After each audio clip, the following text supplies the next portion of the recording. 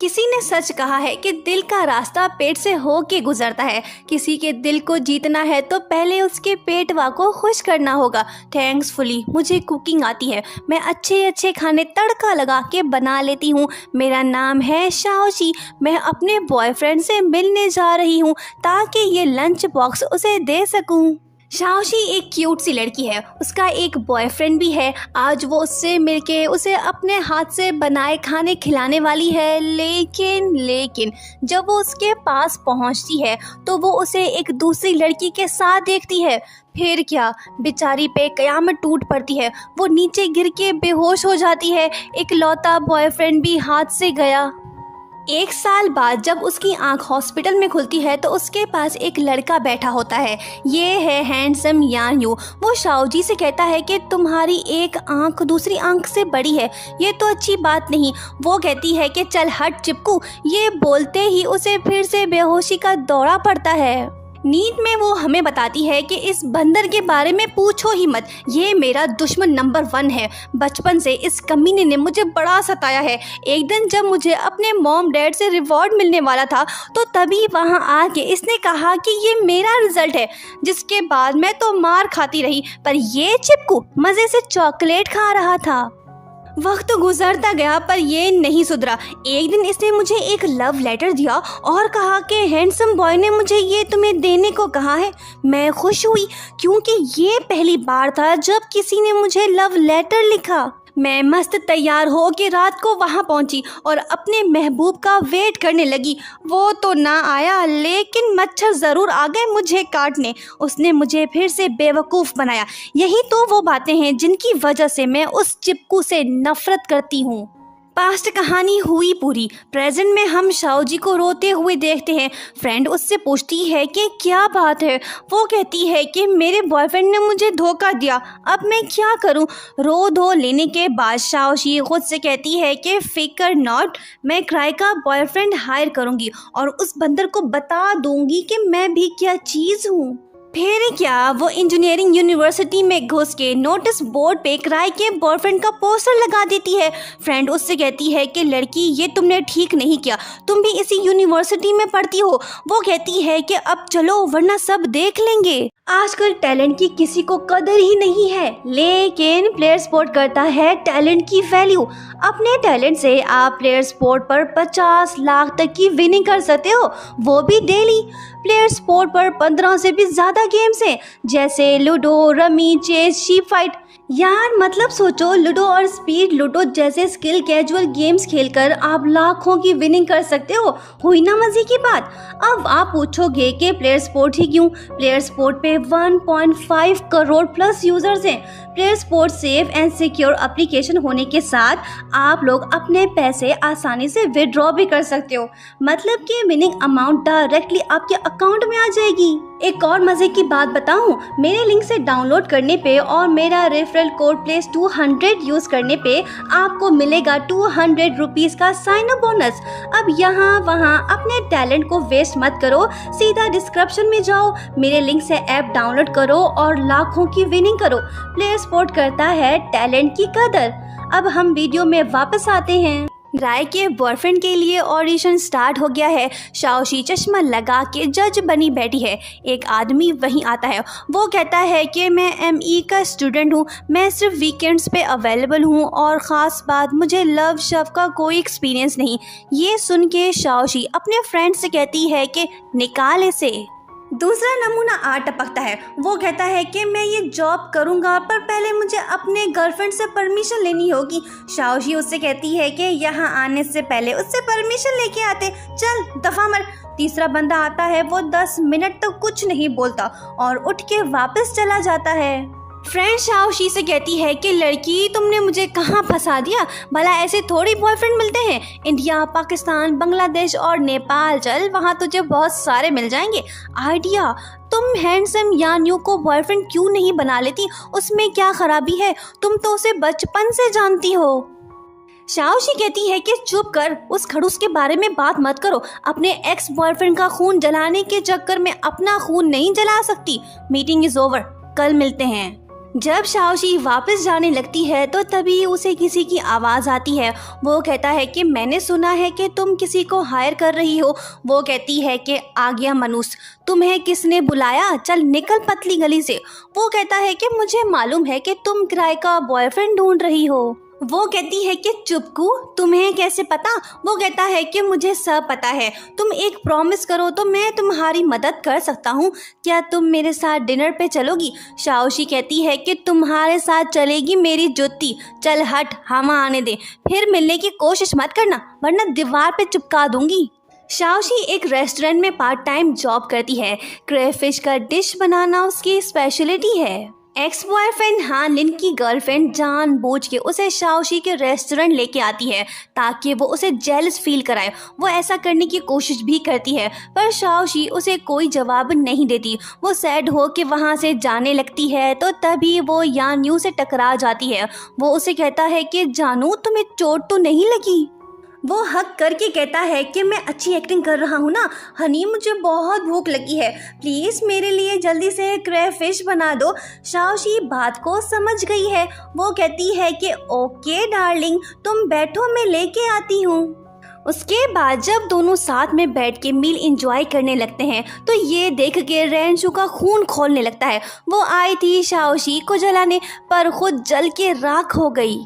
यान यू शाओजी को बताता है कि रेंशु मेरे पीछे भी पड़ी थी लेकिन मैंने उसे लिफ्ट नहीं कराया। मैं इस जॉब के लिए परफेक्ट आदमी हूँ, अगर तुम नहीं चाहती तो मैं जाके उसे सब कुछ बता देता हूँ। वो कहती है कि नहीं नहीं रुको, बताओ तुम बदले में क्या चाहते हो। वो कहता है कि मेरे पेरेंट्स परदेश चले गए हैं, कैंटीन का खाना मुझे पसंद नहीं, मैं तुम्हारा किराए का बॉयफ्रेंड हूँ तो तुम मेरी किराए की शेफ बनो, अच्छे अच्छे खाने बना के खिलाओ। वो कहती है कि ओके डन। यूनिवर्सिटी में आज बास्केटबॉल मैच है। यान यू और शाओजी का एक्स बॉयफ्रेंड एक दूसरे के अगेंस्ट खेल रहे होते हैं। मस्त शाओजी वहां पहुंच के यान यू को चेयर अप करने लगती है। उसे खुश देख रेंचू फिर से जेलस होती है। तभी बॉल आके शाओजी को लगती है। वो जख्मी होने का नाटक करने लगती है। एक्स बॉयफ्रेंड उसके पास आता है और उसे सॉरी बोलता है। शाओजी को लग रहा है कि ये अच्छा मौका है, सब कुछ पहले जैसा हो जाएगा। लेकिन यान यू आके सारा खेल बिगाड़ देता है। वो शाओजी को अपने घर ले जाता है। वो सोचती है कि चिपकू बीच में नहीं आता तो हालात मुख्तलिफ होते। वेजिटेबल कट करते हुए शाओशी का फिंगर इंजर्ड हो जाता है। यान यू उसके पास पहुंचता है। वो उसकी मरहम पट्टी करता है। तभी वो उससे पूछता है कि क्या तुम मुझे लाइक करने लगी हो। वो कहती है कि चल हट, क्या सलमान खान की तरह शर्ट उतार रखी है, शर्ट पहनो और मेरे लिए खाना बनाओ। यान यू खाना बनाने लगता है। वो बड़ा खुश दिखाई दे रहा है। वो सोचता है कि आज तो मैं कमाल कर दूंगा, मैं अपने हाथ से उसे खिलाऊंगा।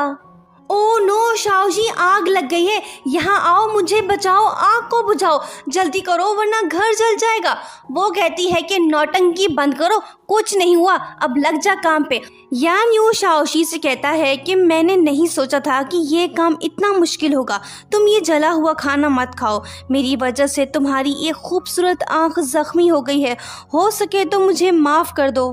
शाओशी कहती है कि ओके, पर एक शर्त पे, बारबेक्यू इवेंट होने जा रहा है, मेरा एक्स बॉयफ्रेंड वहाँ पे आएगा, चलो साथ चल के उसे जलाते हैं और एंजॉय करते हैं।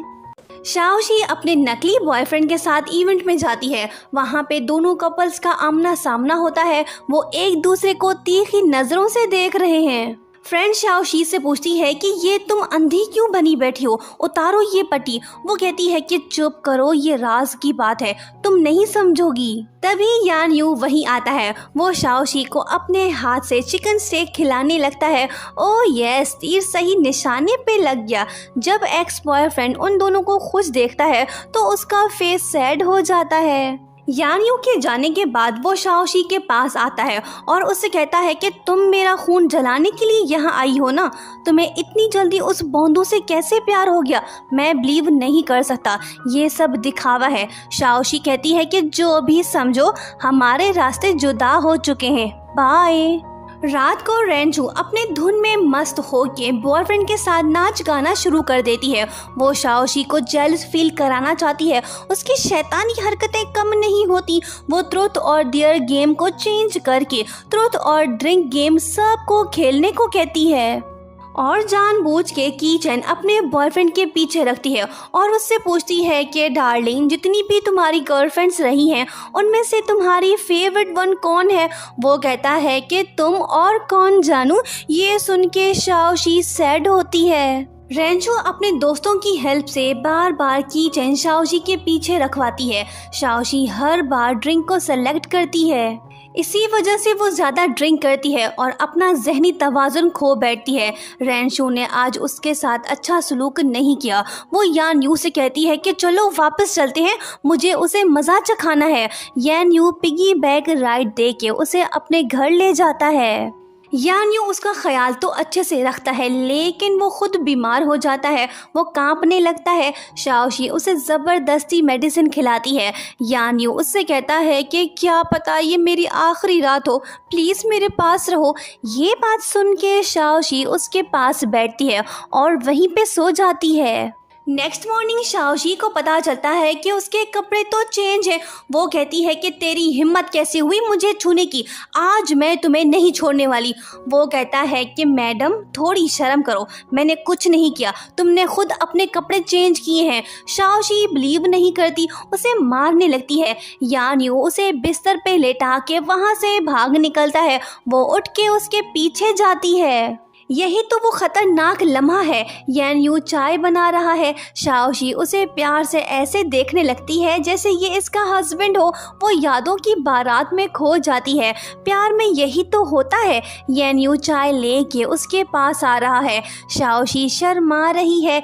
लग ऐसे रहा है कि आज दोनों एक हो जाएंगे, लेकिन होता कुछ यूं है। मेरा सनम आ रहा है। नेक्स्ट मॉर्निंग सहेली शाओशी से कहती है कि लड़की, क्या तुम्हें नकली बॉयफ्रेंड से असली वाला प्यार तो नहीं हो गया?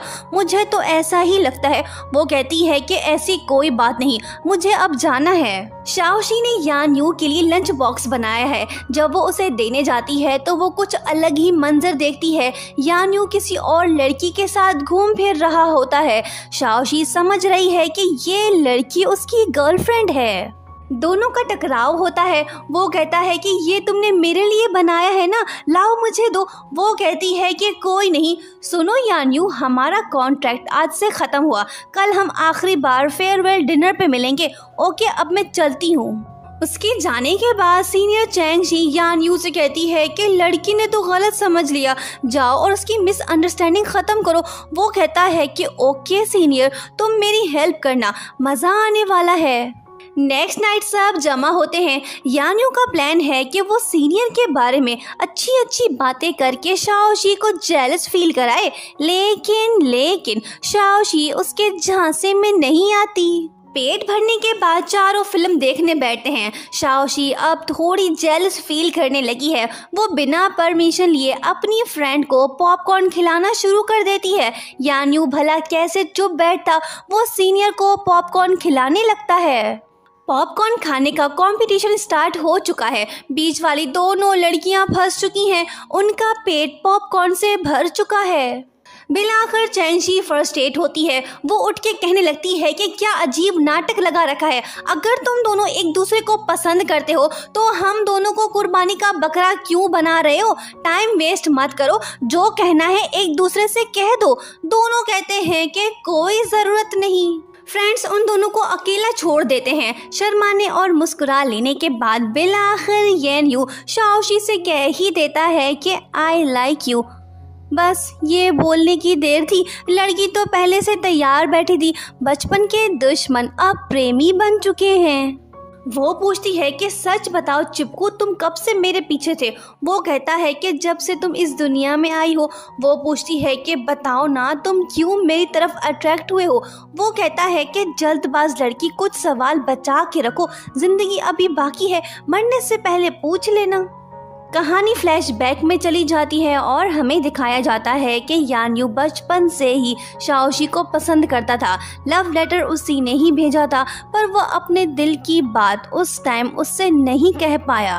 एक दिन जब उसने डिसाइड कर लिया कि वो अपनी फीलिंग्स उसे बताएगा, तभी तेंशन आके शाओशी से मिलता है और उसे अपनी फीलिंग्स बताता है। शाओशी उसकी हो जाती है। यान्यू ने मौका गंवा दिया, लड़की किसी और की हो गई।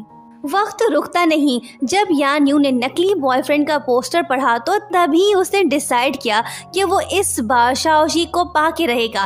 फिर क्या वो उसका फेक बॉयफ्रेंड बना ताकि उसके करीब आ सके। प्रेजेंट में यान्यू शाओशी से कॉन्ट्रैक्ट साइन करने को कहता है, जिसमें लिखा होता है कि तुम मेरे लिए खाना बनाओगी और मैं मज़े से खाऊंगा। वो कहती है कि ओके, पर अगर तुमने कॉन्ट्रैक्ट को तोड़ा तो फिर तुम पूरा साल बर्तन धोते रहोगे। यान्यू और शाओशी की लव स्टोरी तेजी से आगे बढ़ रही है। दोनों काफ़ी खुश दिखाई दे रहे हैं, लेकिन दूसरी तरफ तेंशन बिल्कुल भी खुश नहीं। वो रेंशू से ब्रेकअप कर लेता है। एक रात वो रेस्टोरेंट आके शाओशी को फोर्स करने लगता है और उससे कहता है कि मैंने उसे छोड़ दिया, प्लीज मुझे एक चांस दो। शाओशी गुस्सा हो के फायर सिलेंडर उसके सर पे दे मारती है, जिसके बाद उसका दिमाग ठिकाने पे आ जाता है। वो रेंशू के पास लौट जाता है। यान्यू और शाओशी की लव स्टोरी ऑलमोस्ट कंप्लीट हो गई है। मॉम डैड भी राजी हो गए हैं, और क्या चाहिए। कहानी हुई खत्म। सब्सक्राइब करना तो बनता है। Thank you so much for watching.